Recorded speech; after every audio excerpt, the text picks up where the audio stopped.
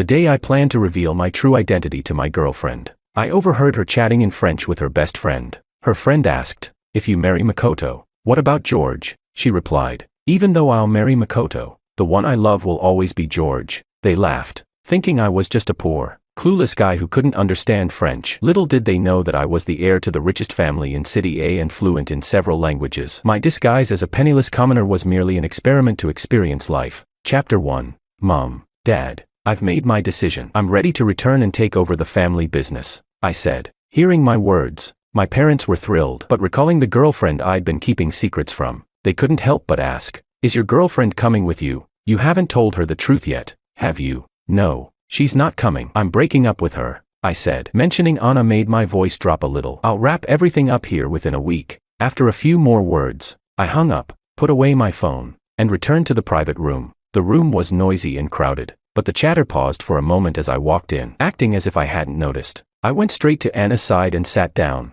She looked up from her conversation, casting a curious glance at me. "George, what kind of call takes so long?" she asked. Before I could answer, another voice interrupted, speaking in French. "Anna, when are you and Makoto planning to get married?" Hearing this, I tightened my grip on my glass until my knuckles turned white. Anna, however, remained indifferent. She glanced at me before responding in French. "The date my family picked, half a month from now." At her words, everyone in the room turned to look at me. One of her friends raised an eyebrow, her tone laced with curiosity. "If you're marrying Makoto, what about George? Breaking up?" Anna shook her head and replied, "No." She swirled her wine glass gently, took a small sip, and continued, "Marriage is just to satisfy my family. George is the only one I truly love." Her words brought a chorus of laughter to the room. The banter flew fast and loose, with someone commenting, "Anna, are you really serious? Loving someone so far beneath your station?" Anna turned her gaze toward me, her eyes brimming with tenderness and affection, as if her silence was answer enough.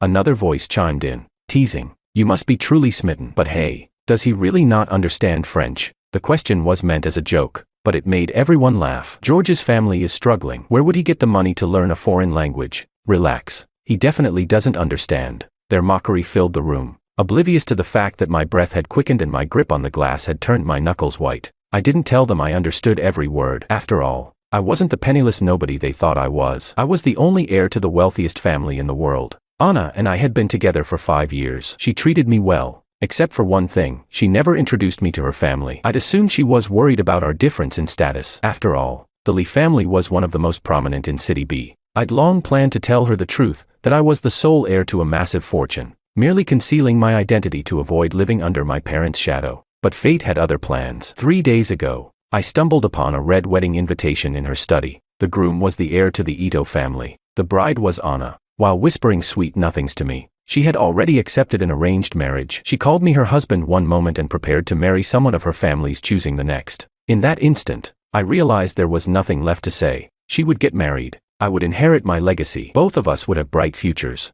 but separately. As the evening wound down and everyone prepared to leave, I followed behind the group, silent. I'd barely stepped out of the room when a stranger's voice called out from behind me, "Young Master Wang." Chapter 2. I froze for a moment and turned around, realizing that the person calling me was a former business partner who had always sought collaboration with my father. I sighed inwardly, not wanting to reveal my identity. I was contemplating how to brush it off when one of Anna's friends behind her gave me a once-over and let out a mocking laugh. "Young Master George, with his clothes. Do you think he's wearing anything worth over $300 altogether? What a ridiculous joke." Her words provoked a burst of laughter. They weren't speaking in French, so I heard every word of their mockery, but I showed no reaction. Instead, Anna grew angry, giving the person a cold, warning glance. The woman faltered, feeling embarrassed, and the others quickly fell silent after receiving the same warning look. With the laughter fading, the person didn't follow us. I trailed behind Anna silently as we returned home. Once home, she took off her coat and hung it on the rack before breaking the silence. "I won't bring you to these kinds of gatherings anymore," she said. My tone and expression remained calm. Even though this was essentially a dismissal from her social circle, I didn't show any reaction. I merely asked, "Do you think I embarrassed you?" She chuckled lightly and, intending to tease me, tried to snuggle into my arms. But I sidestepped her, forcing her to explain with a hint of helplessness. "What are you thinking?" "I just don't want you to feel hurt," I replied. "But there's a gap between our statuses. Situations like this will keep happening. Hasn't your family pressured you to enter an arranged marriage?" I looked at her, searching for a flicker of guilt in her expression. Even at the mention of arranged marriage, Anna's expression only froze for a moment before reverting to normal. "George, you only need to know that I love you. I'll handle the rest," she said. Had I not been watching closely, I wouldn't have noticed anything unusual. After speaking, Anna went to the bathroom to freshen up. Watching her leave, I stayed silent, though my thoughts churned. Was her so-called solution to marry someone her family approved of while keeping a relationship with me on the side? From the bedside table, a notification pinged. It was Anna's phone. Her password had never been a secret to me, so I unlocked it easily and glanced at the message. It was from Makoto. He wrote, "Anna, we're meeting both families tomorrow. If you don't stay over tonight, won't the elders suspect our marriage is fake? I know you love your boyfriend, but at least for these few days, could you give me some dignity?" Though his words were meek, I saw his intent clearly. He began by using their parents as an excuse to make her stay. What would come next? He'd only escalate, step by step, but none of this concerned me anymore. I'd already decided to leave. With that in mind, I marked the message as unread and returned the phone to its place. Shortly after, Anna emerged from the bathroom, picked up her phone, and glanced at it. The next second, she looked at me apologetically. "George, there's an urgent matter at work I need to handle. I won't be home tonight. Get some rest." "Okay." She left in a rush, too preoccupied to notice my lack of response or that I didn't protest as I had in the past. Instead of sending her off while grumbling about wanting more time together, I watched her walk away in silence. Not long after she left, my phone pinged with a new message. "Anna will come to me with just a word. Tomorrow we're meeting the parents. Once we're married, what will you be? Just a hidden lover?"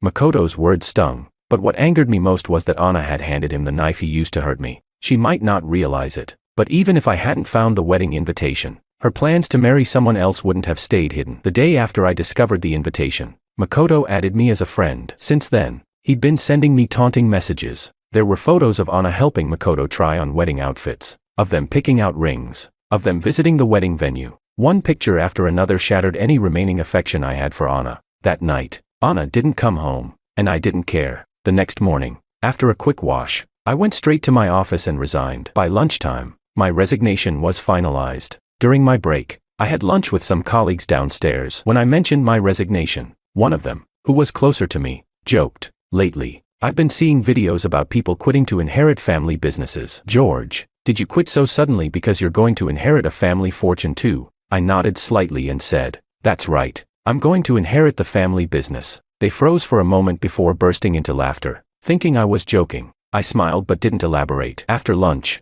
I packed my belongings into a box and went straight home. When I arrived, Anna was there. Seeing me with the box, she asked curiously, "Did you quit?" I nodded and carried the box to the bedroom. Her brows furrowed tightly as she called out, "You loved that job. Why did you suddenly quit?" I paused, looked at her, and smiled. "Because I've found something I want to do even more." Chapter 3. Hearing my response, Anna didn't ask further. She simply said, "If the work is too tiring, just come back. Seeing you work so hard every day breaks my heart. George, we have enough money in our family to support the both of us." I shook my head and replied firmly, "I'm not a freeloader." Anna was taken aback. "How could you ever be?" I cut her off, not wanting to hear more. "Why are you home so early today? Didn't go to work?"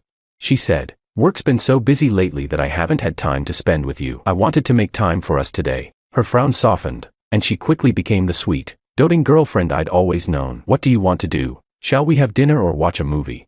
In the past, such words would have moved me deeply. After all, I knew she was the heir to the Lee Corporation, constantly juggling a mountain of work. Her willingness to carve out time for me once proved how important I was to her. But now, as I looked at her, I couldn't help but wonder, was she really busy with work, or was it the preparations for her wedding that kept her occupied? How could she reconcile planning a wedding with another man while still claiming that I was the only one she loved? Ultimately, I didn't expose her lies. There were only a few days left. Soon, I would disappear from her life entirely. I shook my head to decline her suggestion and thought for a moment before saying, "How about helping me with some spring cleaning? There are a lot of old things in the villa that we don't need anymore." Anna agreed, and we spent a long time sorting through items. By the end, the things I had gathered for disposal were all items we had once purchased as a couple. From mugs to accessories, clothes to slippers, all were thrown into the trash without hesitation. As the pile of discarded couples' items grew, the smile on her face began to falter. By the time I threw the last item into the bin, her unease was unmistakable. "George, did you find out something?" she asked nervously. "What could I know? Is there something you're hiding from me?" I raised an eyebrow, avoiding her question with one of my own. She averted her gaze, unable to meet my eyes. After a moment of silence, She grasped my hand tightly. George, no matter what happens, just remember, I love you. I smiled faintly but said nothing more. After finishing the cleaning, Anna insisted on going out for a date. Fearing she might sense something was amiss, I didn't refuse. We had dinner, watched a movie, and eventually arrived at an auction house. Just as we were about to enter, a man in a sharp suit approached us. Anna's expression flickered for a split second, and I noticed immediately. What's wrong? Did you run into someone you know? I asked. Before she could respond, the man stopped in front of us, greeting us warmly. Anna quickly introduced him. This is Makoto, the son of a family friend, she said. Then, after a brief pause, she introduced me. And this is my boyfriend, George. The stark contrast in her introductions made Makoto's smile falter, though he quickly recovered and extended a hand toward me. I've heard a lot about you, Anna's boyfriend. It's a pleasure to finally meet you, he said. Before I could respond, the group of friends who had mocked me in French the day before appeared, winking at Anna behind my back. It was then I realized this coincidence had been orchestrated. They had brought Makoto here on purpose. Anger flared within me, but I knew losing my temper now would only make things worse. I had no choice but to suppress my rage. At the auction, Makoto's seat was right next to Anna's. Unlike his provocative texts, in person he was charming and knowledgeable. When he learned of Anna's interest in porcelain, he engaged her in animated conversation. Anna, who had been distant at first, gradually leaned closer to him. It wasn't until I coughed that Anna seemed to remember my presence. She turned to me with a soft voice, saying, "Are you bored, George? I know you're not interested in these things. If there's anything you like, just bid for it." Before I could reply, the hushed whispers of her friends behind me reached my ears. Though they tried to keep their voices low, we were only separated by one row of seats, and I could hear every word. Anna sure knows how to save face for George. Even if he's interested, what does it matter? He probably doesn't even know how to place a bid. Ha!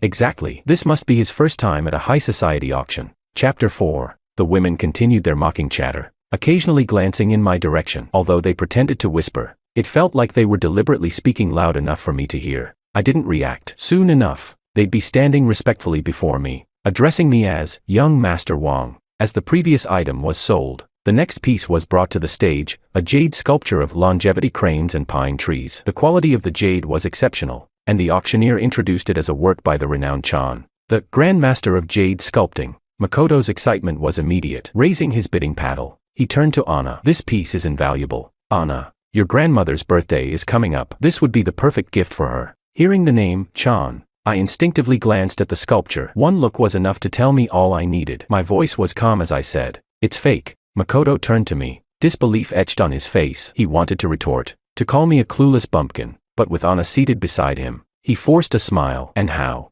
Mr. Wang, did you come to that conclusion?"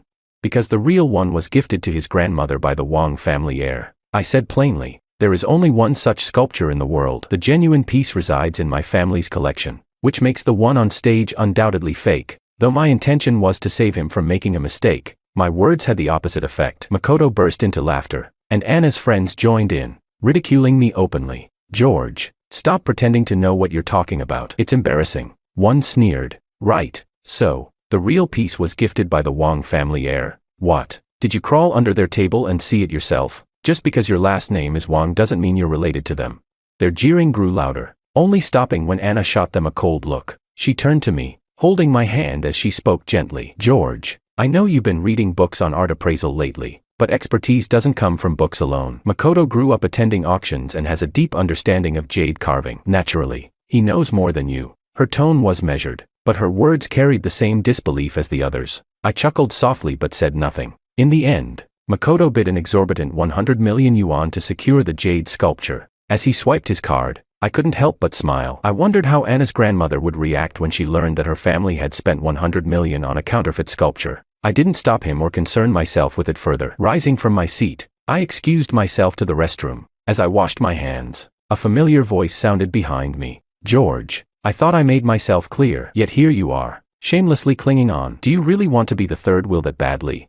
The voice was sharp and grating, a far cry from the composed, polished Makoto from earlier. I raised my gaze and turned to face him. "Mr. Ito, let's get one thing straight. I've been with her for 5 years. If anyone's the third wheel here, it's certainly not me." With that, I prepared to leave, but he stepped forward, blocking my path, a cold sneer on his face. "Yes, 5 years, he mocked. "And yet she still won't marry you. Haven't you ever wondered why? I'm the heir to the Ito family, and she's the heir to the Lee Corporation. We're a perfect match. But you, A father who gambles. A sick mother. A broken-down family with nothing to offer. What makes you think you're worthy of her? I froze briefly. That backstory was something I had fabricated myself, but it surprised me that Anna had shared it with Makoto. I chuckled bitterly, imagining that if my circumstances were truly as pitiful as I'd pretended, Anna would have handed him yet another weapon to wound me. You're right, I said with a faint smile. You're the perfect match. I wish you both the best. With those words, I stepped past him and walked away. Moments later, my phone rang. It was my mother. George, you need to hurry back. Everyone is waiting for you, and we've prepared so many gifts for your return. She gushed. Your father and I bought you a castle overseas. Your aunt got you a diamond watch once worn by a British king. And your uncle, he's filled an entire garage with luxury cars for you. Listening to her rattle off the family's extravagant preparations, I couldn't help but shake my head. Mom, I'm coming back to inherit the family business, not to bankrupt it. Just as I finished speaking, a familiar voice sounded from behind me. What family inheritance? Chapter 5. I froze for a moment, instinctively ending the call. I couldn't help but wonder why so many people loved sneaking up behind others to speak unexpectedly. Turning around, I saw Anna's less than pleasant expression. After a brief pause, I explained. It's nothing. My old colleagues asked what I'd do after resigning, so I joked about going home to inherit the family business. Anna frowned slightly. I wasn't someone who usually joked about such things. She seemed to sense something was off and was about to speak when I stepped forward, calling back to her. Coming? There are still a few jewelry pieces left to showcase. Hearing this, Anna assumed I was interested in buying some antiques, so she nodded and followed me back to the auction. Once seated, Anna bid on several high-value antique items. After winning, she had them packed and handed over to me. I looked at the boxes in my hands and said softly, I don't need these things. Anna hugged me with a smile. You'll get used to it. Don't worry about wasting money. I'll buy you treasures for the rest of our lives. I opened my mouth but ultimately didn't say what I wanted to. I didn't need these cheap trinkets. My collection was priceless. As the auction concluded and attendees began to leave, Anna and I, along with the others, prepared to head out. Everyone had driven separately, so we could have just gone our separate ways. But as soon as Anna and I got into the car, Makoto appeared, tapping on the passenger side window. The window rolled down, and he no longer carried the sharp, mocking tone he'd used in the restroom earlier. Anna, my car broke down. Could you give me a ride home? He asked with a smile. Anna frowned, about to decline when Makoto quickly added, your parents did ask me to look after you and spend more time with you, didn't they? You haven't forgotten, have you? Anna's expression darkened slightly. After a moment's hesitation, she reluctantly agreed. Makoto's smile widened, and he pushed further. But I get carsick and can't sit in the back. What should we do? Anna glanced at me, about to speak, but I had already opened the door and moved to the back seat. The fluidity of my movements left her momentarily stunned. By the time she reacted, I was already seated in the back, my eyes closed as if preparing to rest. Anna's words caught in her throat, leaving her visibly uncomfortable. She wanted to say it was just a seat and not worth fussing over, but as she glanced at me in the rearview mirror, I had already shut my eyes. Makoto climbed into the passenger seat, closing the door with a triumphant smile. In his mind, he thought, George, even if she likes you now, so what? Everything I want will eventually be mine, including her heart. It's only a matter of time. Feeling smug, his tone was unusually soft as he said, Mr. Wang seems tired. Let him rest for a while. Perhaps sensing my mood, Anna didn't converse much with Makoto. She nodded silently and started the car. At some point, I genuinely fell asleep. When I woke up, the car was parked in the Lee family's garage, and Makoto was nowhere to be seen. Anna touched my face gently. You're awake. You seem to be sleeping so soundly. I didn't want to disturb you. Still groggy, I nodded and opened the car door, stepping out without waiting for her. I walked straight toward the house. Anna quickly got out and caught up with me at the door, blocking my path. Are you upset? Makoto really is just a family friend's son. Don't overthink it, she said. I gave a nonchalant hum, assuming I was still angry. Anna grabbed my hand, her tone soft. He really is just a family friend. Darling, you know you're the only one I love. She seemed to remember that it had been a while since we'd been intimate. Just as she leaned in to kiss me, I pushed her away. Her shocked expression lingered in my mind as I entered the house. I'm not feeling well. I'll rest in the bedroom, I said, locking the door behind me, ensuring she couldn't follow. The next morning, we sat in the dining room, having breakfast. My phone buzzed, a reminder alarm I had set long ago. The note read, meeting the parents. Anna saw the message too. This was part of my original plan to reveal my true identity. I'd suggested that she meet my parents, and she had agreed. Our eyes met, and I was thinking of how to cancel the meeting when her phone rang. It was Makoto.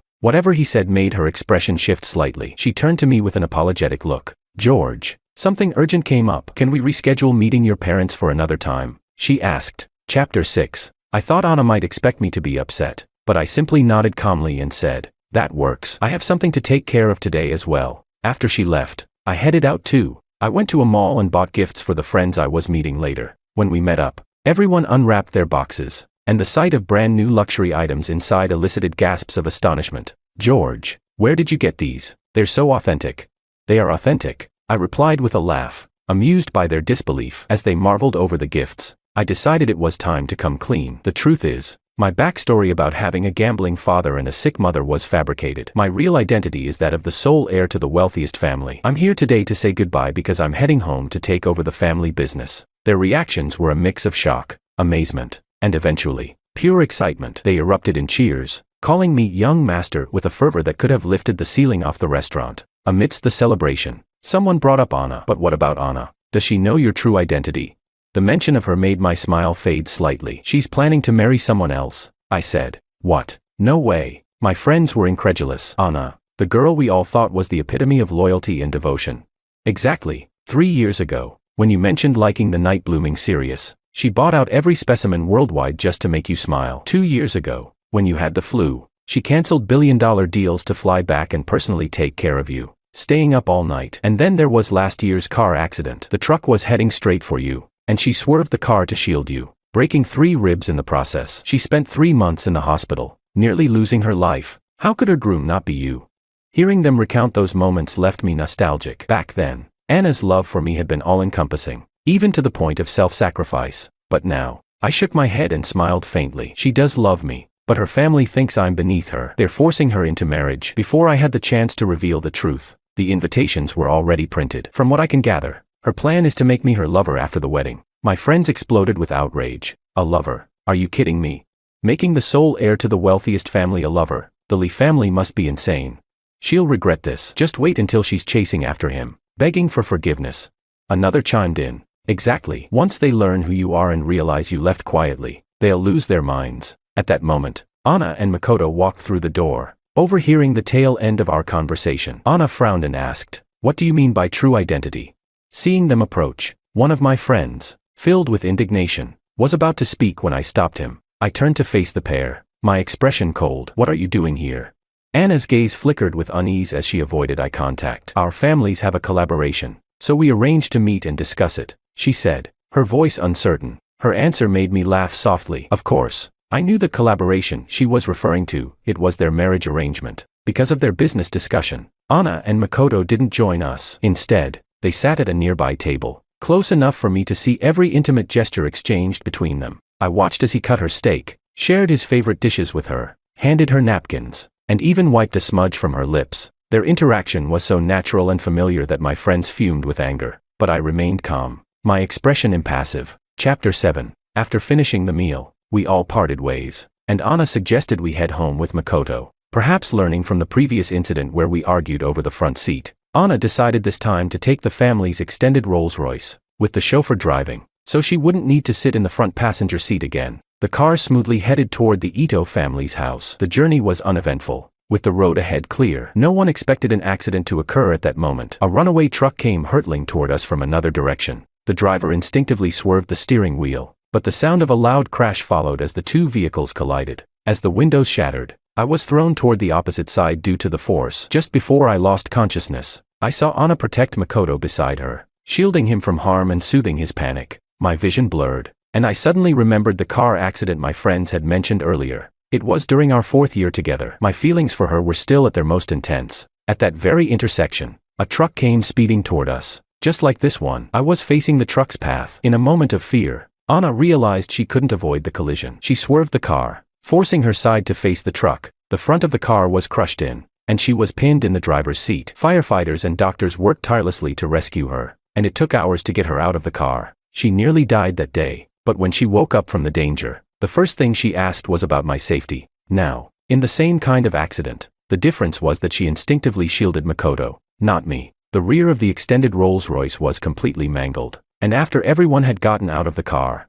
Anna, still calming Makoto, finally noticed me. I was silently holding my bleeding forehead, but luckily my injury wasn't severe. After some treatment at the hospital, The doctor advised me to stay for observation for 2 days, just because the injury was to my head. Anna, seeing the bandages on my head, looked at me with deep guilt. George, I'm so sorry. I was just thinking about the upcoming collaboration with Makoto, and he couldn't get injured. I only thought about protecting him. You can hit me, shout at me, whatever you want. Just don't ignore me, okay?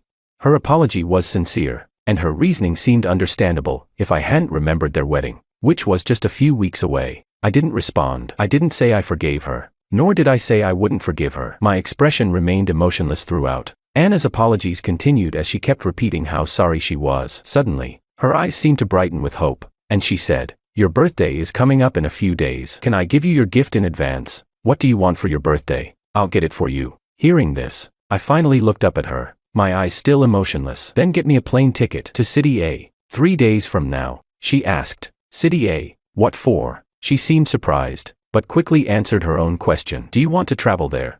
I didn't explain. I simply nodded and murmured, "Mm." Anna didn't ask more questions. She opened her phone and bought the plane ticket to City A right in front of me. Afterward, she said, "I have something to do during this time, so I won't be able to accompany you. You go to City A first, and when I'm free, I'll join you. The plane ticket is a small gift, but I'll make it up to you with a big surprise later." I shook my head and smiled softly. "It's not small at all. After all, this plane ticket was the way home for me. Anna, thank you for your gift. You're personally sending me home." Chapter 8. During my 2 days in the hospital, Anna seemed to return to the attentive and loving girlfriend she had been when we first started dating. But this illusion ended the moment I was discharged. She claimed she had work to attend to and arranged for the driver to take me home. Not long after, I received a taunting message from Makoto. "Sorry, Anna and I are about to get married. She's accompanying me to my family's estate for dinner today, so I'm afraid she doesn't have time to pick you up." I ignored the message and quietly returned home to start packing my luggage. On the day of my departure,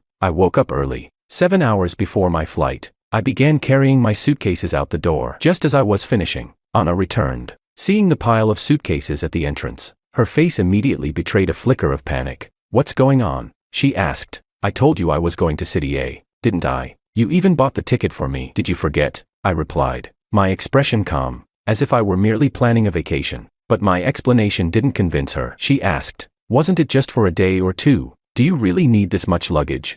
I curved my lips into a faint smile and said, "I brought extra clothes. I want to take more pictures this time." She knew I'd never cared much for photos before. Even when we traveled together, I never brought this much. Her unease grew, spreading through her like a wildfire. She looked as though she wanted to open my suitcases right then and there to check if I was telling the truth. But just as she moved to do so, her phone rang, cutting through the tension. It was Makoto. Whatever he said on the other end made her pause momentarily. Then, without another word, she left. Before she did, she turned back to me and said, "George, don't stay too long. Send me your return flight details, and I'll pick you up." I didn't answer because I knew I wasn't coming back. This departure was our final goodbye. 5 hours before my flight, I changed the villa's door code. From my birthday, I reset it to Makoto's. I left a sticky note on the door that read, "Since this will soon be Mr. Ito's home, it's only fitting the code should be set to his birthday." 3 hours before my flight, I gathered every photo of Anna and me from the villa. I burned them one by one in the fire pit.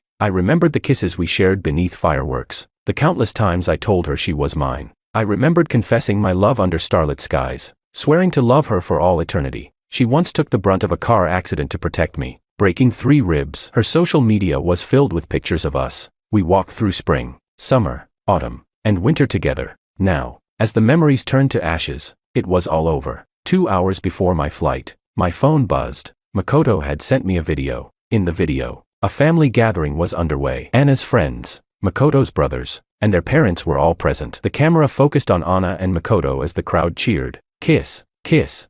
Someone teased, "Come on, Anna, you're getting married in a few days. What's there to be shy about?" Makoto, his cheeks flushed, closed his eyes and leaned toward her. The cheers grew louder as everyone egged Anna on to kiss him. Anna hesitated, staring at him for a long moment before finally closing her eyes. She wrapped her arms around his neck and stood on tiptoe. The video ended, and another message from Makoto followed. "See that? I'm the husband the Lee family has chosen for her. With your pathetic family background, you're no match for the Lee family. You'd be lucky to marry a beggar, let alone Anna. Even if Anna loves you, her defenses are crumbling. First, she met my family. Then, she moved in with me. And just now, she kissed me. Tell me, how much longer before she's in my bed?" I didn't reply. Instead, I printed every mocking message he'd sent me over the past few days. I stacked them neatly in the empty living room. 1 hour before my flight, I added one final message to the top of the stack. Anna, congratulations on your wedding. We're done. Then, I dragged my suitcases out of the villa, hailed a cab, and sped toward the airport. Anna, from this moment on, I will return to being the heir of the wealthiest family. You and I are done. Chapter 9. At the airport in City A, I stepped out dragging my suitcase. A sleek Bugatti, clearly worth a fortune, was already waiting outside. As soon as I approached, a man standing by the car opened the door for me and said, "Young master, please get in." As my luggage was loaded into the car, I settled into my seat and naturally began chatting with the man in the driver's seat. "Martin, why are you here to pick me up? Where's the family driver?" Martin chuckled, the fine lines at the corners of his eyes adding a touch of warmth to his expression. The car smoothly merged into traffic as he replied, "It's been years since you've been back, young master. When I heard you were returning today, I volunteered to take the job myself." I smiled and teased, "Looks like you missed me, Martin." With a light laugh, I shifted the topic. "How have my parents been all these years?" Martin had served as the Wang family's butler for decades, practically raising me. To me, he felt more like family than an employee, and our relationship was never distant. He didn't deny my playful remark, instead nodding with a smile. "I did miss you. Master and Madam are doing well. They're healthy and happy, though they've missed you terribly. That's about all there is." We chatted along the way, and by the time the car pulled up in front of the Wang family villa, I had a good idea of how things had been at home during my absence. I stepped out of the car and headed straight to the villa. The moment I opened the door, a row of servants stationed by the entrance greeted me in unison, their movements and voices perfectly synchronized. "Welcome home, young master."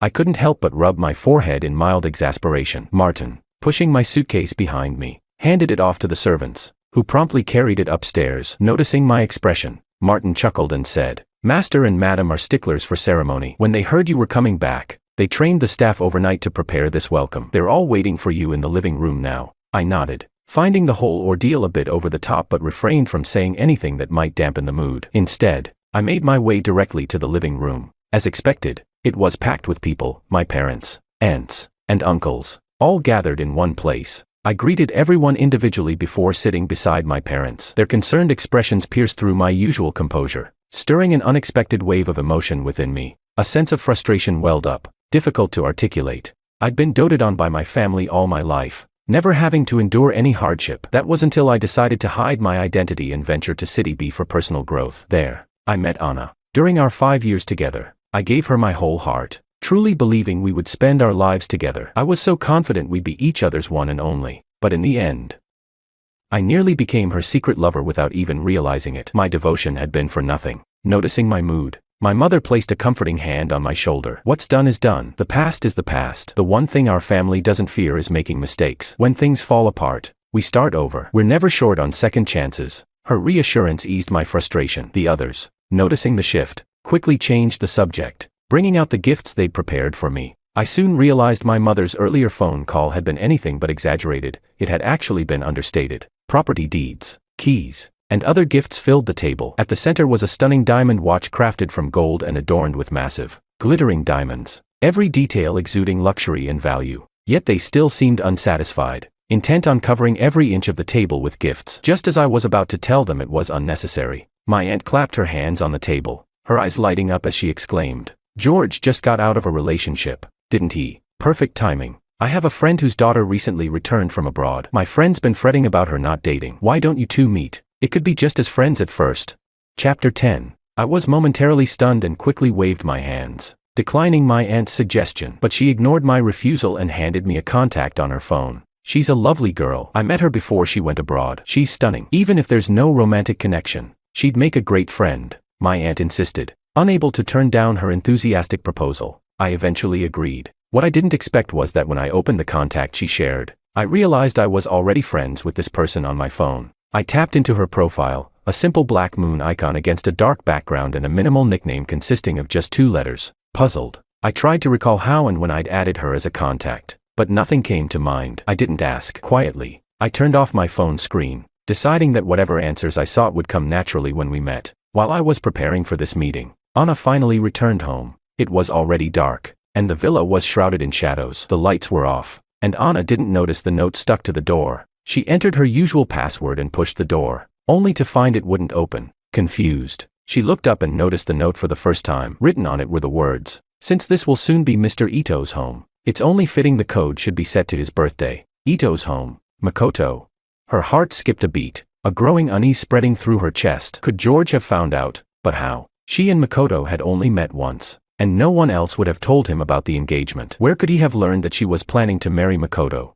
Hesitant, she entered Makoto's birthday as the code. The door unlocked immediately. Turning on the lights, she saw that the villa was empty. Instinctively, she called out, "George?" Her voice echoed through the house, but no reply came. Then she remembered that George had gone to City A 2 days ago. He rarely left her for long. Most of the time, he was at home, waiting for her to return. Ever since they moved in together, this was the first time he hadn't been home when she came back. A sinking feeling weighed on her chest. Could he really be serious about leaving? But then she dismissed the thought. That's impossible, she told herself. George loved her so much. He was probably just upset that she hadn't spent much time with him lately. Maybe he'd guessed something about her and Makoto and was sulking. But he would eventually come back. She would apologize, and everything would be fine. Determined, she bit her lip and walked toward the living room. She decided she'd call George later to ask when he would return so they could talk things through. But as she reached the living room, her eyes fell on a stack of papers sitting on the table. Her steps quickened, and she sat on the couch, picking up the papers with curiosity. In her heart, she hoped they were from George, a note or something left for her. "See, he's just being dramatic," she thought. "He wouldn't really leave me." A faint smile tugged at her lips, but it froze as soon as she read the handwritten note on top of the stack. It was unmistakably George's handwriting, beautiful and precise, almost artistic, but the words he had written felt like a hammer striking her chest. "Anna, congratulations on your wedding. We're done." Her ears buzzed, and her mind went blank. She read the note again and again, hoping she had misunderstood. But no, the words didn't change. "He's leaving me. No, that's impossible." Desperation took hold of her. She ripped the note from the stack, crumpled it into a ball, and threw it away. But this action revealed the second page, a printed screenshot of a conversation. Anna froze as she recognized the profile picture and nickname of the sender. It was Makoto. The first message was sent 2 weeks ago. "So, you're the lover Anna keeps hidden. Allow me to introduce myself. I'm Makoto, her fiancé. You'd better know your place and leave. When Anna and I are married, it'll be embarrassing for you to be kicked out of the villa. Whenever I call, Anna comes to me. Tomorrow, we're meeting each other's parents. Once we're married, what will you be? Just a secret lover. She loves you. So what? She already kissed me. How much longer until we end up in bed together?" Interspersed among the messages were photos and videos, Anna and Makoto trying on wedding outfits, choosing rings, visiting the wedding venue. One video had been paused at the most damning frame, Makoto leaning in to kiss Anna as she wrapped her arms around his neck. Anna's hands trembled as she flipped through the pages, her heart sinking deeper with every word and image.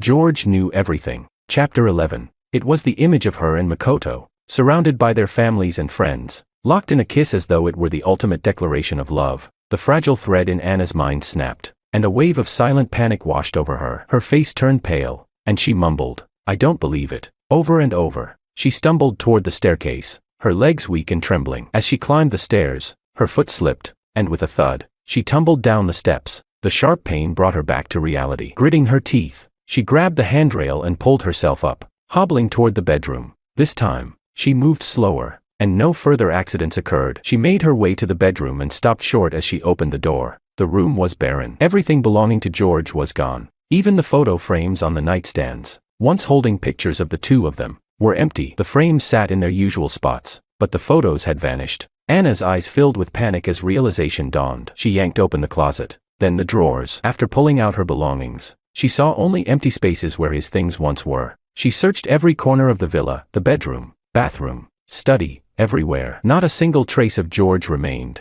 Her mind flashed back to when George suggested they do a spring cleaning, casually discarding every couple's item they owned. Now, she understood why he had done it. He was cutting ties, erasing every trace of their time together. The emptiness inside her grew heavier, threatening to suffocate her. She couldn't believe it. After 5 years of being together, after everything they shared, he had left her so mercilessly, taking nothing but his own belongings. Her disbelief turned into desperation. She needed to find him, to ask him why. Before she knew it, she was back in the living room. Her fingers trembled as she dialed his number, the long beeping tone echoing in her ears. The phone rang for what felt like an eternity before he finally picked up. It was late, and his voice carried the grogginess of someone abruptly woken from sleep. He didn't check the caller ID before answering and asked, half asleep, "Who is this?" "George, it's me," Anna said. her voice unsteady, afraid he might hang up thinking it was a prank call. She rushed to add, "Where are you? I want to see you. Where are our photos?" The sound of her voice instantly snapped George awake. He glanced at his phone and saw her name displayed on the screen. Letting out a deep sigh, he realized his mistake. I forgot to block her number. Chapter 12. In the brief silence, Anna called my name again and again, her persistence grating on my nerves. "Anna," I said curtly, "you're about to get married. Some boundaries should be respected. As for the photos, I burned them. When Mr. Ito moves into the villa, I'm sure he wouldn't appreciate seeing such things. Meeting up is even more unnecessary. You're about to marry someone else, so why would you want to meet your ex-boyfriend?"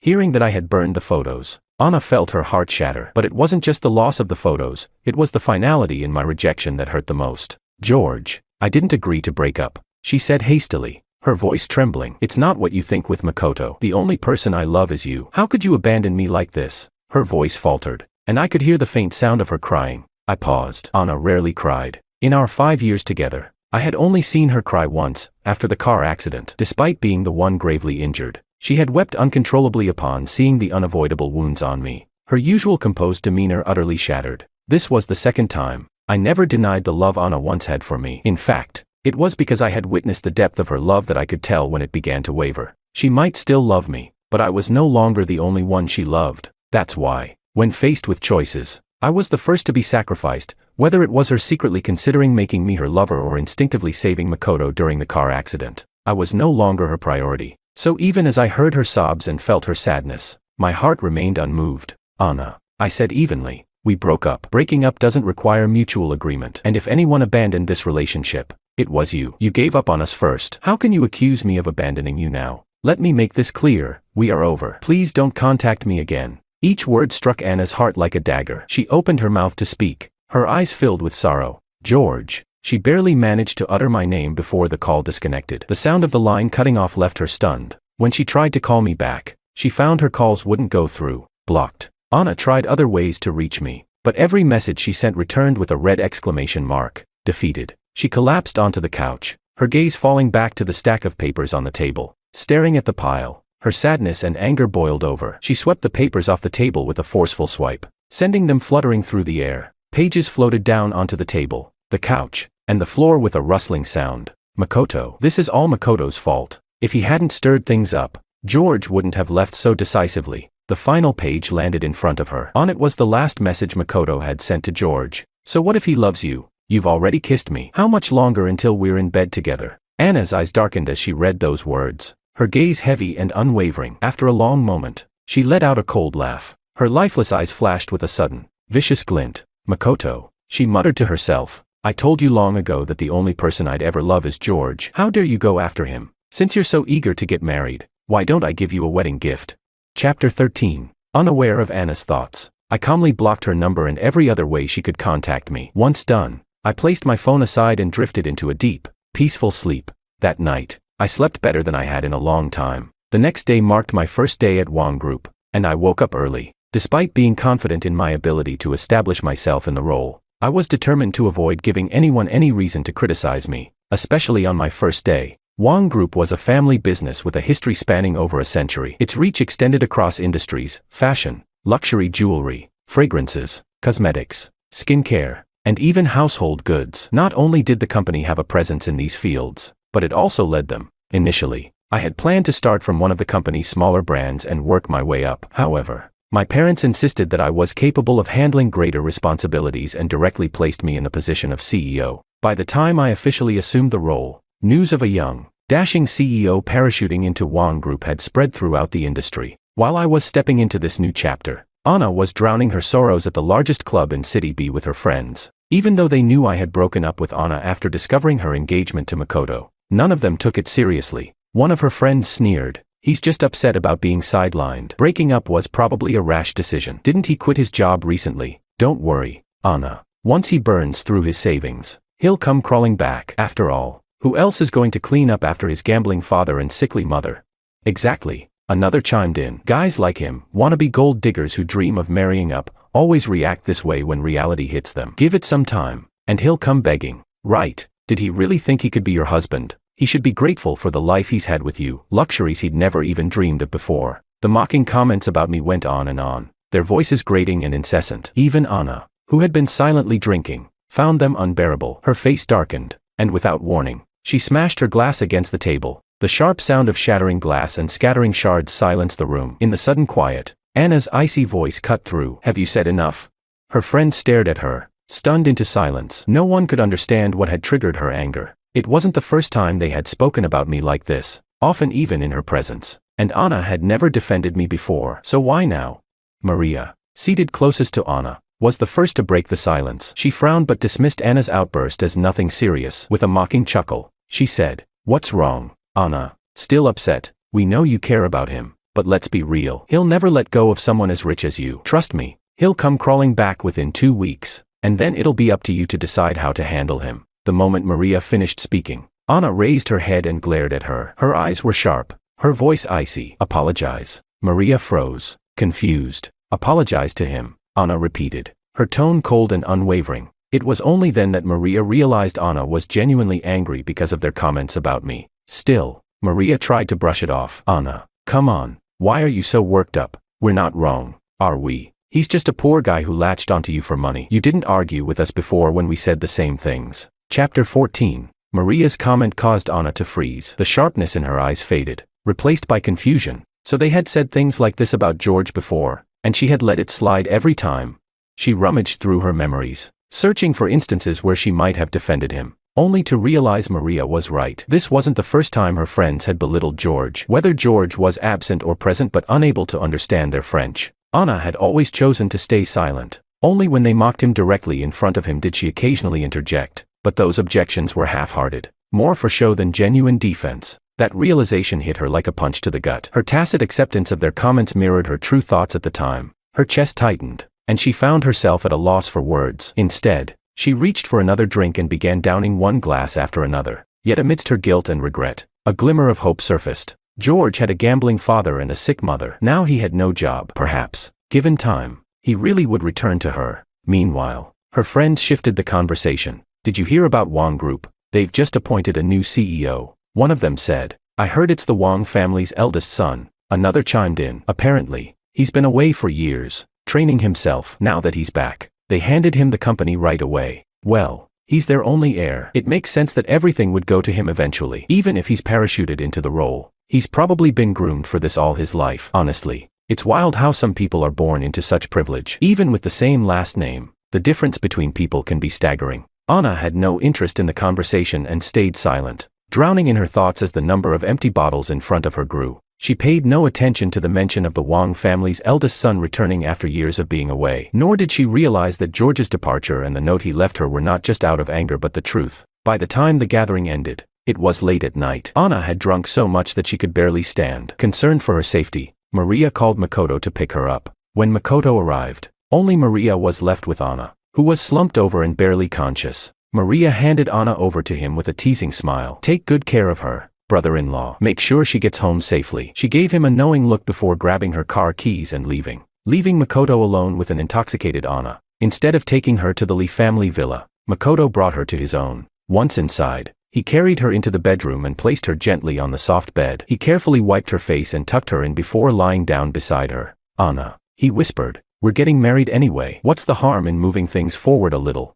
He leaned closer to her, but just as the tension in the room seemed to peak, Anna stirred, pressing herself against him. Her head nestled into the crook of his neck, her warm breath brushing against his skin and sending shivers down his spine. The room's atmosphere grew heavier, charged with an intimate heat, but the name that escaped her lips the next moment froze him in place. "George," she murmured, her voice soft but clear. She made no further moves, only clung to him tightly, as though afraid that if she let go, the person she truly wanted would disappear forever. Makoto's expression darkened. He lay still, holding her, his mind racing. His eyes flickered with a venomous glint. George, always George. If only George would disappear from this world for good. Chapter 15. Anna woke up with a pounding headache, instinctively raising her hand to massage her temples. But the moment she became aware of another person beside her, her hand froze midair. Turning her head, she saw a head of brown-dyed hair and, without thinking, blurted out, "George?"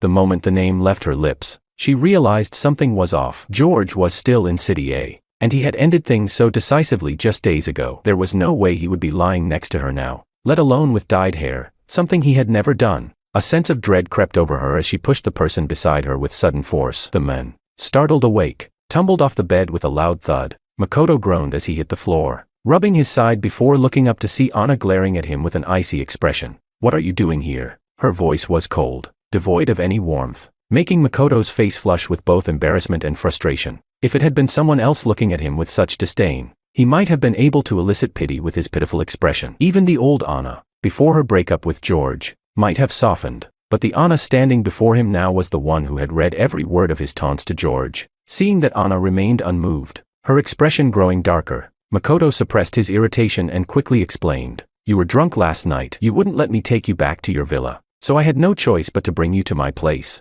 It was only then that Anna noticed her surroundings. She had been so consumed by anger earlier that she hadn't realized she wasn't in her own bedroom. Her expression softened slightly, but the suspicion in her eyes didn't waver. "Then why were you sleeping next to me?"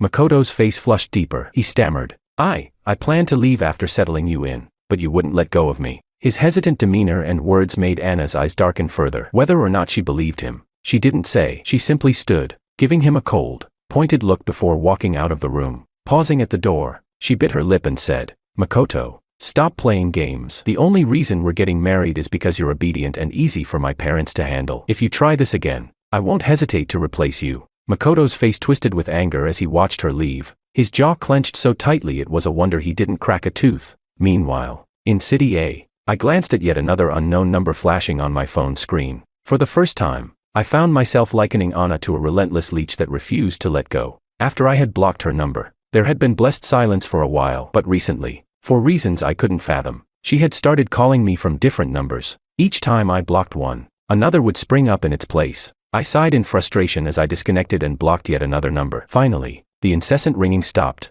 Exhaling slowly, I placed my phone face down on the desk, put it on silent, and turned my attention back to the documents in front of me. This project was the first major undertaking I had accepted since joining Wong Group. If I could successfully secure it, it would solidify my position among the company's upper management. I had accepted the challenge without hesitation, only to discover afterward that Anna had unexpectedly joined the bidding process. I wasn't afraid to face her directly, but I couldn't understand her motives. The Lee family's strength lay in City B. Why would Anna suddenly intervene in a project in City A? Was it because of me?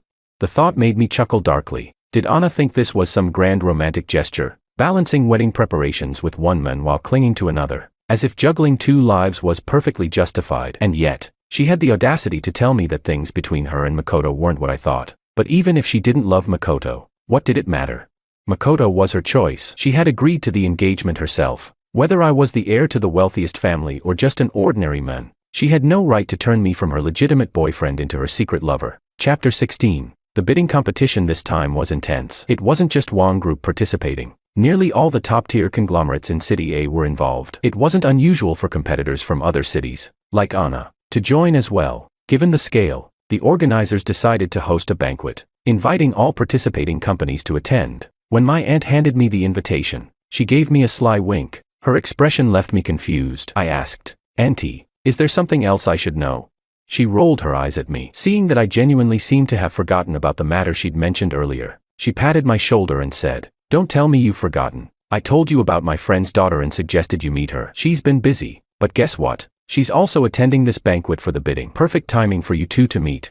Hearing it was about the matchmaking again, I was momentarily speechless. Given the setting, I couldn't help but laugh awkwardly. "Auntie," I said, "this is a bidding event. That makes us competitors. Who arranges a blind date between competitors during a bidding event? You're really one of a kind." I even gave her a playful thumbs up, but my aunt wasn't the least bit concerned. "So what?" she replied. "Being opponents in business doesn't mean you can't connect personally. Besides, if you meet her first, maybe you can use a bit of charm to your advantage. I've heard that while she's never dated anyone, she once had a crush on someone. Guess what? He's your type." I froze for a moment. It reminded me of the last time I checked the contact she shared with me. I had discovered that the girl and I were already friends online, but because there was no need to send a friend request, I had completely forgotten about her afterward and never reached out. Now, my aunt's reminder brought her back to my mind. She likes someone like me, and she's already added me as a friend. Was that why she added me in the first place? I frowned slightly, and my impression of her dropped a notch. It seemed less like she wasn't interested in finding a boyfriend and more like she couldn't let go of the person she once liked. Wouldn't meeting her now feel like volunteering to be someone's stand-in? I didn't mention my doubts to my aunt, who had no idea about the history. Instead, I gave her a perfunctory smile, accepted the invitation, and felt indifferent about the meeting. I thought my silence would be taken as a polite refusal, but my aunt must have interpreted it as consent. On the day of the bidding, she sent a car to wait outside the Wang family villa. "Hello, Mr. Wang." The woman was dressed in an elegant Chanel suit and approached me as I stepped out. I stopped in front of her, not taking another step forward. "I don't believe I've asked for your name," I said. She hesitated, her eyes dropping for a moment as if to hide a flicker of disappointment. After a brief pause, she replied, "Willow. My last name is Liu." Satisfied with her answer, I didn't prolong the awkwardness. When she gestured toward the car, I followed her and got into the passenger seat. Once inside, I remained silent, my gaze fixed on the passing scenery outside the window. Yet her name lingered in my mind, repeating itself over and over. There was something oddly familiar about it, though I couldn't place why. I stole a glance at her, noticing how focused she was on driving. She seemed to want to say something but hesitated. After a moment of indecision, she stayed quiet, and so did I. Before long, we arrived at the banquet hall. We stepped out of the car, and I began walking toward the entrance, assuming she would follow. But when I glanced back, I saw her standing still with a dazed expression. "What's wrong?" I asked. She pressed her lips together, then met my gaze and said, "Most people walk in arm with their dates." Chapter 17. For some reason, even though Willow's face remained neutral, I thought I caught a trace of disappointment in her expression. I cleared my throat, trying to dispel the awkwardness, and walked back to her. Taking her arm gently, I led her toward the banquet hall. As we neared the entrance, curiosity got the better of me, and I asked, "Have we met before?" The flicker of sadness in Willow's eyes deepened. "He doesn't remember me at all," she thought. For a moment, I thought she wouldn't answer, but finally, she broke the silence. "We were classmates in high school," she said softly. "I was the one who always sat in the corner." Her words carried a quiet weight, drawing me into a past I had almost forgotten. Back in high school, Willow had been the reserved one, always keeping to herself. Her classmates rarely noticed her, and even her parents, often busy with their careers, paid little attention to her. Living in her own world, Willow rarely interacted with others. Despite her striking appearance, she was easily overlooked, just as I had overlooked her until now. But Willow had noticed me. She liked me from the moment I approached her differently than others. While most classmates barely acknowledged her presence, I made a point to include her, never skipping her during group discussions or activities. I had become the most frequent figure in her otherwise isolated world, the only light in her life, but her shyness held her back. At graduation, she managed only to add me as a friend through our shared classmate directory. Despite wanting to talk to me, she never sent a single message. Years later, while studying abroad and undergoing therapy, she learned through mutual acquaintances that I was in a relationship. Heartbroken, she decided she would remain a silent observer in my life, content as long as I was happy. But when she heard about my breakup, hope rekindled within her, and so, she returned. Hearing Willow's explanation, fragments of memory resurfaced. I recalled the quiet girl who always sat at the edge of the classroom. Yet looking at her now, poised and composed at such a high-profile event, I found it hard to reconcile the girl she had been with the woman she had become. "You've changed a lot," I said, unable to hide my surprise. "You're even more beautiful now." Her cheeks turned red, and she averted her eyes shyly. The banquet hall buzzed with energy. People milled about, chatting and networking. We had just stepped inside when the sound of hurried footsteps behind us caught my attention. I turned instinctively, only to lock eyes with two figures entering the hall. "George!" The simultaneous exclamation drew the attention of everyone in the room. Ito, Makoto, and Anna. Their dramatic outburst left me frowning. Despite being from two of City B's most prominent families, their lack of decorum was glaring. How could they act so unsophisticated at such a formal event? Unwilling to engage, I turned back to Willow. Taking her hand firmly, I quickened my pace, guiding her deeper into the crowd and away from the pair at the entrance. Chapter 18. Anna froze at first, shocked to see me at the banquet hall, especially holding another woman's hand. Her surprise quickly gave way to anger, overriding any sense of composure. Ignoring Makoto, who was right beside her, she hurried to catch up with us. "George, who is she? Why are you with her?" she demanded, her voice sharp and confrontational. Makoto caught up moments later, his expression contorting into a sneer as he looked between Willow and me, his gaze lingering on our intertwined hands. "Isn't it obvious?" Makoto said with a mocking chuckle. "He must have latched onto someone new after breaking up with you. How else could he get into a place like this? Someone like him could never afford to be here on his own." His tone was so smug, so self-assured, that he didn't even notice Anna's expression darkening further, nor the uncomfortable looks other attendees were giving them. Wang Group was the wealthiest family in City A. As the heir to the Wang fortune, I didn't need anyone's connections to attend this event. Anyone who understood even the basics of the business world would have realized that. Yet here stood Makoto, obliviously spouting nonsense. while Anna's expression began to crack under the weight of embarrassment. No one in the crowd felt the need to correct them. The spectacle was too entertaining to interrupt. Willow, however, wasn't amused. She stepped forward, her expression cold, and grabbed Anna's wrist with a firm grip. "Let go," Willow said, her voice sharp and devoid of emotion. Anna winced at the sudden pressure on her wrist and looked at Willow in shock. Caught off guard, she nearly cried out in pain but stubbornly refused to release her grip on my hand. Seeing Anna's discomfort, Makoto's protective instincts kicked in. He jabbed a finger toward Willow, his voice rising as he snapped, "Do you know who we are? How dare you lay a hand on us? Do you want to regret this for the rest of your life?" Though Anna didn't say anything, the flash of dark satisfaction in her eyes, coupled with her refusal to stop Makoto's tirade, made it clear she agreed with him. I let out a dry chuckle, signaling Willow to release Anna's wrist. Willow hesitated but relented when I nodded reassuringly. Anna's tense expression relaxed slightly, and Makoto smirked, mistaking our restraint for fear. He opened his mouth, likely to continue his tirade, but before he could get a word out, I pulled off the brooch pin to my jacket and jabbed it into Anna's hand without hesitation. Anna stared at me, unflinching, convinced I wouldn't dare harm her. After all, she believed I still loved her too much to follow through. "George, I know," she began, but her words were cut off by a sharp gasp of pain as the brooch pierced her skin. Her grip on my hand weakened, and I pulled away easily. Makoto, seeing Anna hurt, lunged at me in a rage. I sidestepped his swing and, with a swift motion, landed a solid punch on his nose. Blood poured from Makoto's nose as he staggered back, clutching his face in disbelief. "George," he screamed, his voice filled with anger and humiliation.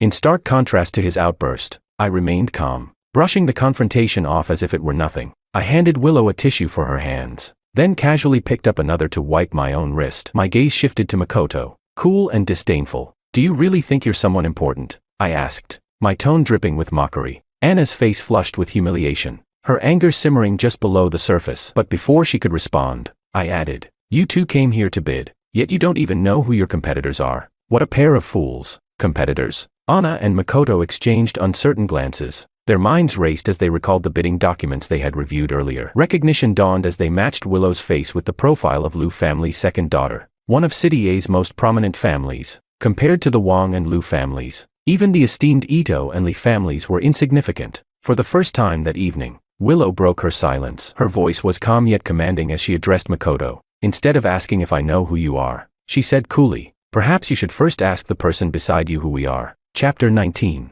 The word "we" froze both Anna and Makoto in their tracks. Did she mean not just her but me as well? Was I also here as a competitor in the bidding?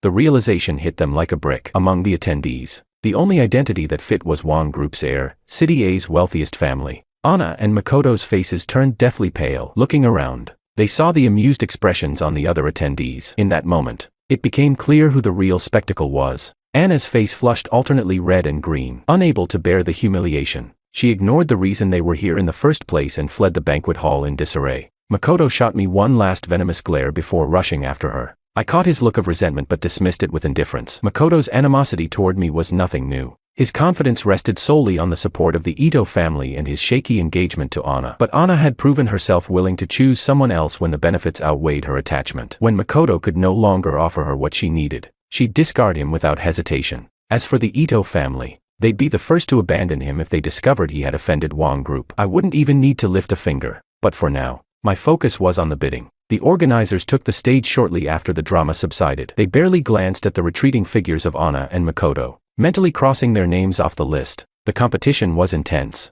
but in the end, I successfully secured the project. On the drive home, Willow was once again behind the wheel. This time, it was she who broke the silence. "Do you still like her?" she asked abruptly. Her question caught me off guard, and it took me a moment to realize she was referring to Anna. My expression turned incredulous. "Where did you get that idea?" I asked. "I thought you agreed to this blind date because you knew she'd be here and wanted to make her jealous," Willow admitted. Her assumption made sense, given my initial indifference toward her. Though I had treated Anna harshly at the banquet, the thought lingered in her mind, if I didn't care for her, why would I agree to the date in the first place?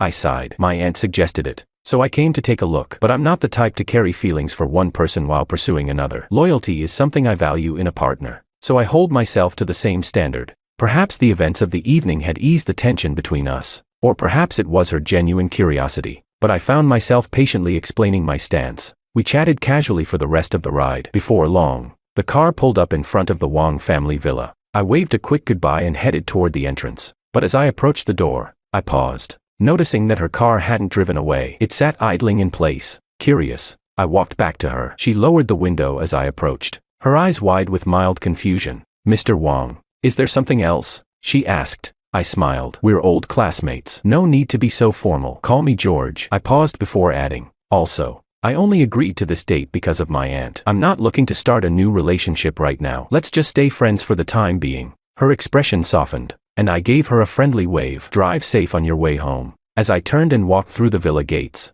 her car remained parked for a moment longer, watching my retreating figure. Willow's lips curved into a faint, genuine smile. Chapter 20. Willow had waited for years, so she didn't mind waiting a little longer. As I said, we would stay as friends for now, and besides, moving from strangers to friends was already enough to make her content. That night, unlike two sleepless people in City B, both Willow and I slept soundly. The next morning, I was awakened by the incessant ringing of my phone. Groggy and half awake, I glanced at the screen and found that my social media accounts were being bombarded with notifications. The endless chimes drew my attention to malicious comments, full of vile insults and accusations. Just then, a call came in from a City B number. It was David, an old friend from my time in City B. "George," he exclaimed, his voice brimming with indignation. "Have you seen the stuff online? These people just blindly believe whatever they hear. They're even accusing you, the heir to the richest family, of meddling in someone else's relationship. You have to clear this up. Make sure those slandering you face the consequences."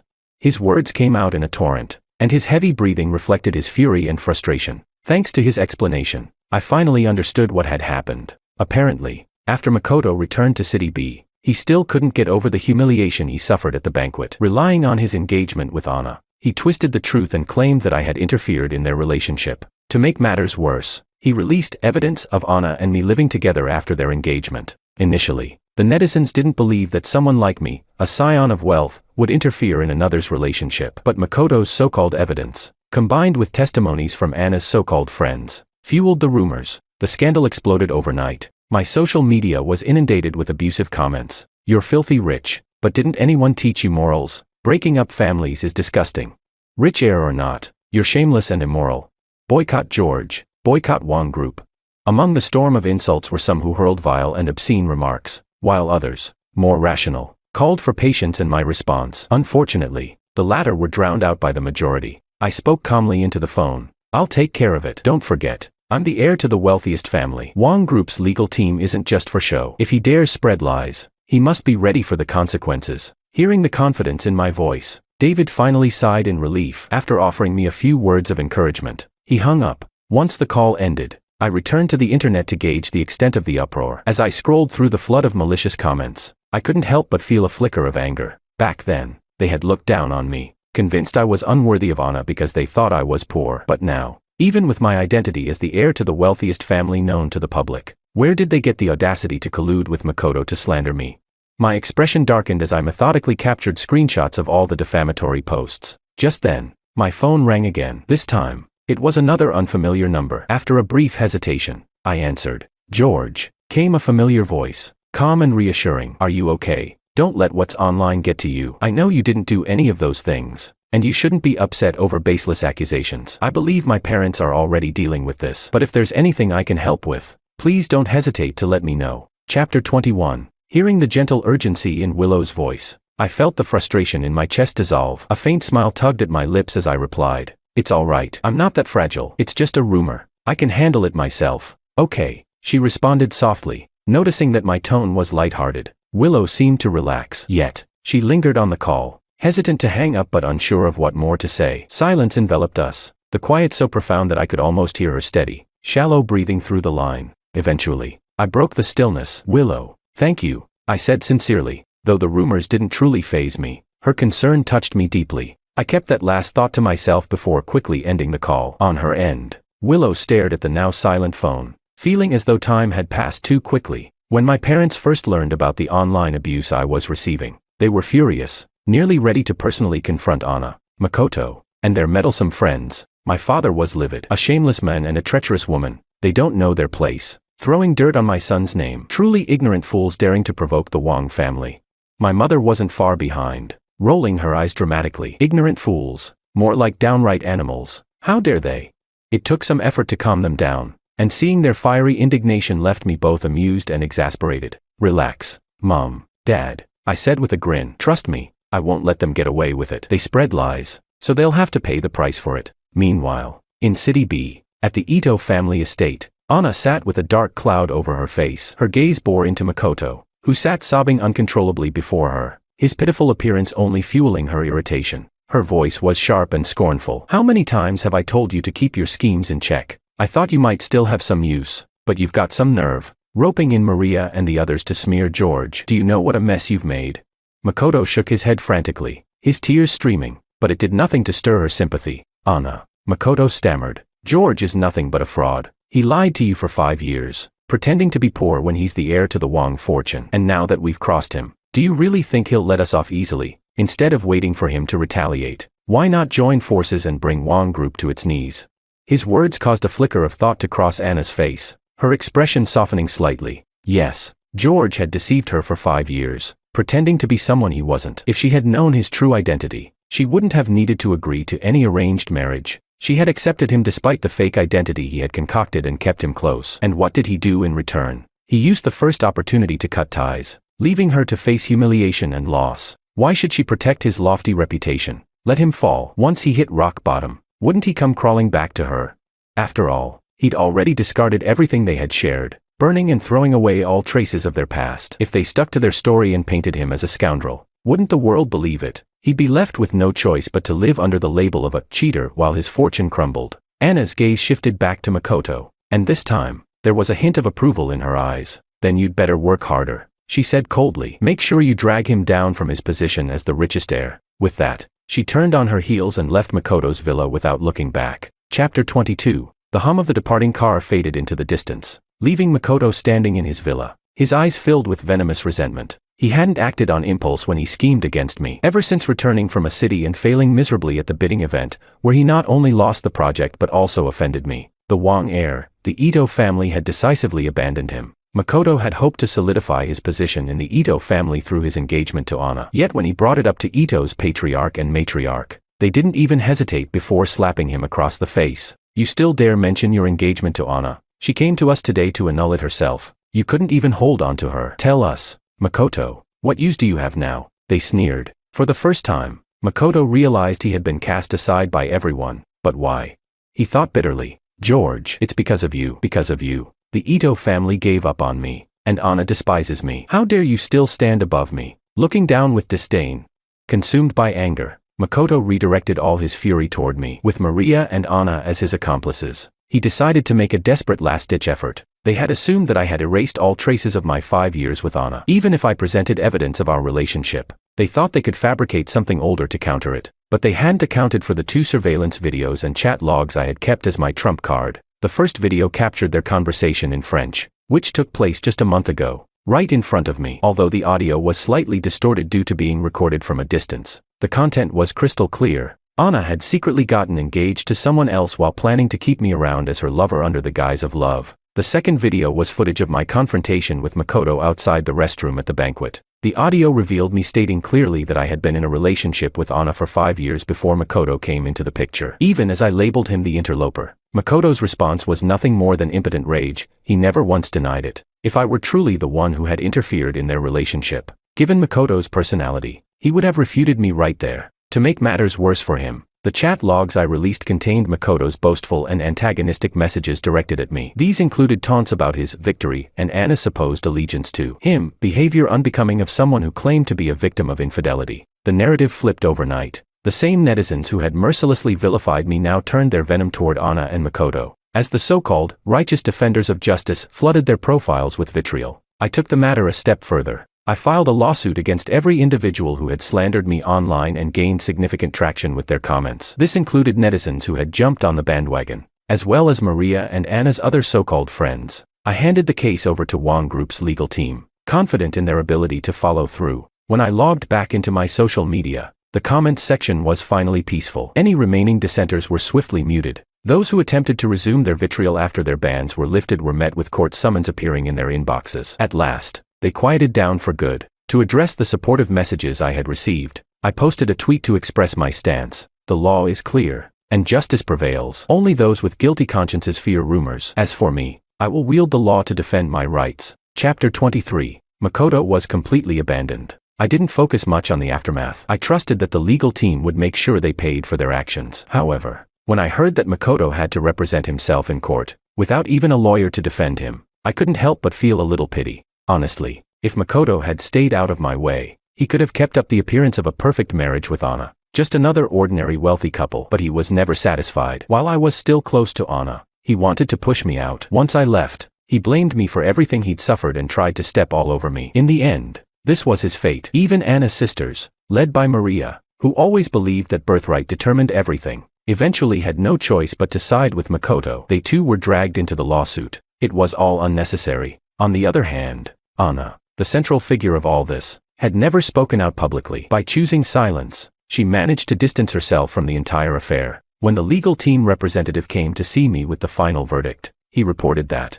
due to the severity of the case, those involved, despite continuing to shout their innocence in court, were all sentenced to 2 years in prison due to their poor attitude and my refusal to settle. Netizens later commented that it was an incredibly rare sight to see a group of rich heirs crying as they were locked away in prison, and perhaps this would be the only time in their lives they'd witness something like that. After hearing about their sentences, I didn't follow up with the case. What surprised me, however, was that Anna came to see me once again. At that moment, I was discussing dinner plans with Willow. When the phone on the front desk rang, the receptionist said, "Mr. Wong, a Miss Lee says she'd like to meet with you." I paused, looking over at Willow, who had, in just a month, brought down the Lee group, and hesitated for a moment before agreeing. I was curious why Anna would seek me out now. After everything had completely soured between us, I had imagined Anna might be struggling, but when I saw her, I was taken aback. It had only been a few months, but I barely recognized her. The woman sitting in front of me, frail, worn out, and looking at least 10 years older, was the same Anna who had once been so radiant and full of life.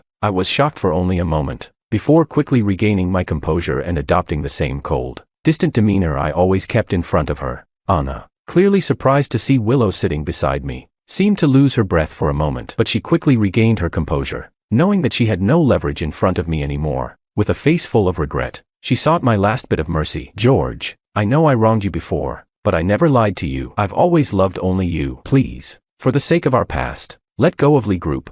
She lowered herself completely. The arrogance she had once subtly displayed when we were together, now absent. She looked completely different, almost like a shadow of her former self. I spread my hands, shook my head, and then pointed to Willow sitting beside me. Chapter 24. I said, "The person who wanted to bring down Lee Group is not me. Why don't you ask her?" I smiled, but the smile didn't reach my eyes. I continued, "Moreover, Anna, haven't you already drained our past relationship, when you secretly got engaged to someone else, intending to keep me around as just a lover? When you and your sisters mocked and belittled me in French, never once considering to stop them?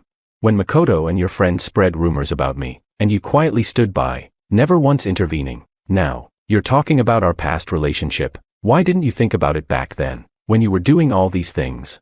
As I spoke, Anna's face turned pale, and at that moment, she felt the bitter taste in her throat, making it hard for her to even swallow. She said, "George, I know I was wrong, and I apologize. But if this continues, Lee Group really won't be able to bear it." I shrugged indifferently. What does it matter to me if Lee Group can't bear it? Anna, they've paid the price for their actions. Why do you think a light apology from you can pull you out of this mess? She retorted, "But I never did those things to you." She was desperate, trying to justify herself, but when she saw my smile vanish the moment I spoke, her words faltered. I said, "You didn't do those things. You were just a passive observer." "Anna, people like you, the bystanders, are the most despicable." I looked at her. The disgust in my eyes was unmasked. "Because of your inaction. Your friends treated me so horribly. Because of your silence. Makoto had the chance to hurt me over and over again. And now, you're telling me you didn't do anything. Fine. You didn't do anything. I didn't bring down Lee Group either. I can't help with Lee Group's problems." I raised my voice. "Now, please leave."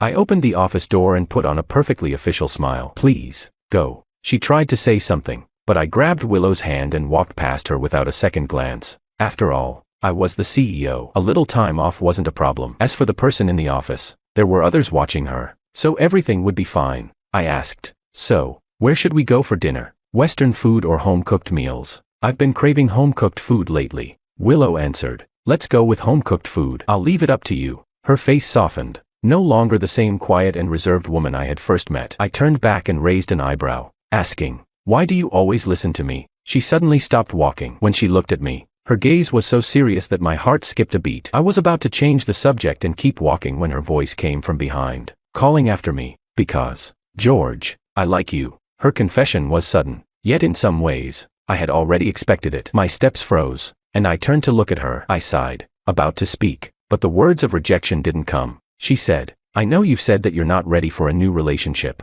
so when you are, can I be the first one you consider?" Her eyes shone like a galaxy, and as I looked into them, the rejection I had been preparing to say disappeared. I smiled and said, "Since you're asking so sincerely, I'll reluctantly agree." She smiled back, ignoring my teasing words, and simply followed her heart, embracing me. Willow waited through many lonely winters and summers, believing that next winter, she would no longer be the only one feeling lonely.